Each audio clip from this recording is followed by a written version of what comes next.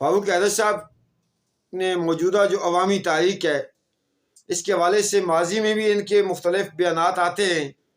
कभी तो ये अवामी एक्शन कमेटी की तायद में आ जाते हैं, कभी ये ब्लैकमेल करने के लिए अपनी इस गठपुतली हुकूमत को उनसे टैक्स लेने के लिए अवाम के हकूक़ का अलम थाम लेते हैं। और जब कभी इनको सिग्नल मिलता है या इनको वजीफ़े की यकीन दहानी होती है तो ये अवाम रियासत आज़ादी पसंदों को जदोजहद करने वालों के ख़िलाफ़ जो है लब कशाई करते हैं। कभी तो इन्हें नानी का ख्वाब याद आ जाता है और कभी ये पाकिस्तानी अफवाज को कहते हैं कि भाई तुम डॉलर चबाओगे, और दूसरी सांस में फारूक हैदर साहब ये कहते हुए नजर आते हैं कि मैं पाकिस्तानी अफवाज के साथ हूँ। अगर आप अफवाज के साथ हैं तो वो ढाका में वर्दियाँ उतारें, आप उनके साथ हैं। वो अमेरिकन काशी लेसी करें, वो आप उनके साथ हैं।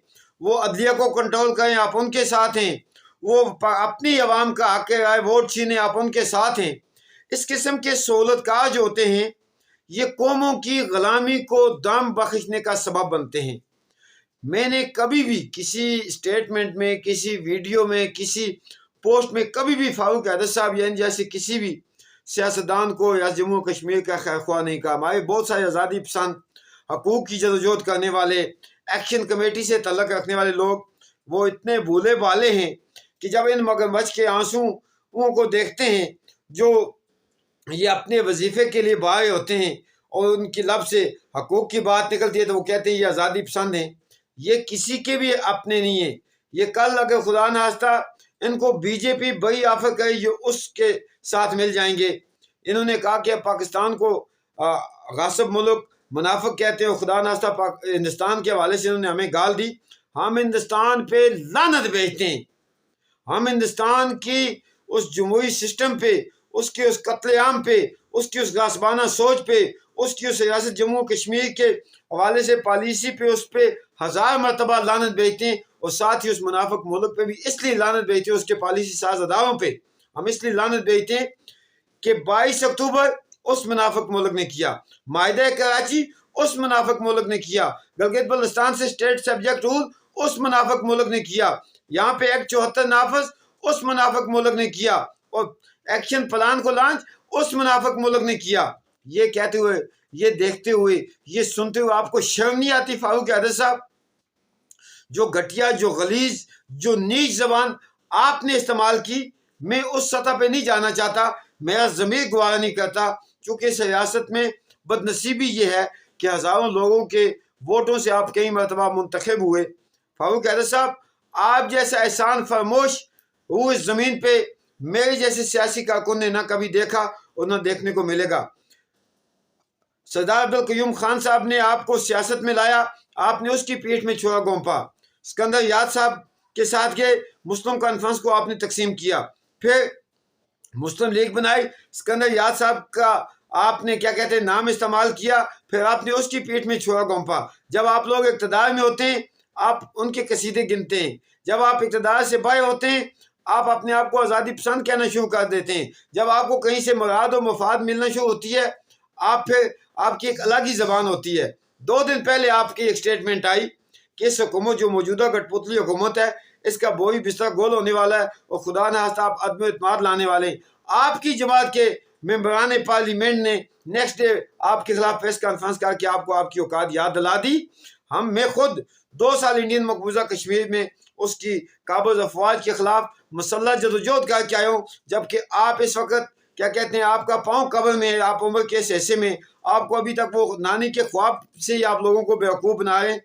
आज़ादी पसंद हो, अवामी हकूक़ की तारीख में बुनियादी हकूक़ की जदोजहद करने वाले हों, ये रियासत जम्मू कश्मीर के लोगों के हीरो हैं, ये इस आज़ादी की जंग लड़ने वाले हैं, ये तशख़्ख़ुस को बचाने के लिए निकलेंगे। मुझे पता है कि आप इस वक्त बेरोज़गार हैं, आप ज़हनी डिस्टर्ब हैं, आप कभी किस तरफ जाते हैं कभी किस तरफ जाते हैं। फारूक हैदर साहब, मैं इतना कहना चाहूँगा आपको कि आपको शर्म आनी चाहिए।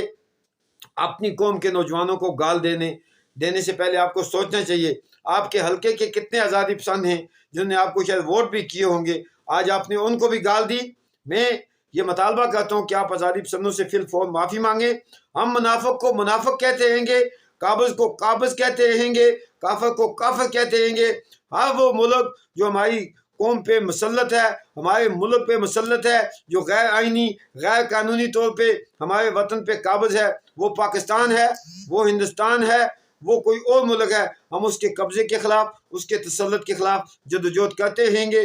آپ وظیفے کے لیے جتنے مرضی ہے پاپا بیل لیں، آپ کے ایک کیا کہتے ہیں سیاسی وہ بیک گراؤنڈ ہے کہ وظیفے سے آپ نے وطن کو تقسیم کیا، اسی وظیفے کی تلاش میں آج آپ پھر لوگوں کو بیوقوف بنا کے اپنی قوم کے لوگوں کو گالیاں دیتے ہیں۔ آپ نے پونچھ میں آٹا لے جانے کی بات کی، آپ ایک طرف کہتے ہیں کہ آپ یہاں پہ آزاد ہیں، یہاں تو لوگوں کو آٹے لائنوں میں لگ کے آپ کی من پسند قیمت جو انسانی قوت خرید سے باہر اس خطے کی چونکہ بے روزگاری کی وجہ سے جو غربت ہے وہاں لوگوں کو آٹا نہیں ملا، اور دوسری طرف اگر لوگوں نے اپنی ریاست کے کسی شہر میں جا کے آٹا لینے کی بات کی تو کون سا جرم کیا؟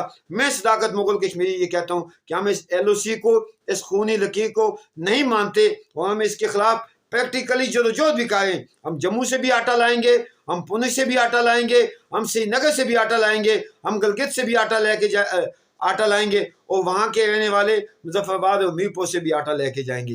آپ جیسے گٹ پتلیے، آپ جیسے سہولت کار، آپ جیسے نوسرباز، آپ جیسے مفاد پرست، آپ یہاں پہ ریاست جموں کشمیر کے لوگوں کے اپنے نہیں ہیں، اب وقت آنے پہ اپنے ان آقاؤں کے بھی اپنے نہیں ہوں گے جو آپ پہ انویسٹ کر رہے ہیں۔ تو میں ریاست جموں کشمیر کے لوگوں سے یہ گزارش کرتا ہوں، عوامی ایکشن کمیٹی کو یقیناً فاروق حیدر صاحب کے اس سٹیٹمنٹ کی جو نازیبا گھٹیا غلیظ قسم کی انہوں نے گفتگو کی، اس کا جواب دینا ہوگا۔ اس کے ساتھ میں ریاست جموں کشمیر کے لوگوں سے گزارش کرتا ہوں کہ آپ 11 مئی کو عوامی ایکشن کمیٹی کی کال پہ اپنے حقوق کے لیے مظفر آباد کی طرف مارچ کریں، پرامن مارچ کریں، اور انشاءاللہ ہم سرخو ہوں گے۔ فاروق حیدر صاحب یہ جیسے دیگر جتنے بھی سہولت کار گٹ پونجیے، نوٹنکیے، فراڈیے، نوسباز، کاسا لیس جو ہیں یہ ناکام ہوں گے۔ جیسے یہ بھی کہہ رہے ہیں کہ یہاں پہ کوئی سیاسی پارٹی نہیں ہے، اب یہ عوامی ایکشن کمیٹی کو کہ میں عوامی ایکشن کمیٹی کے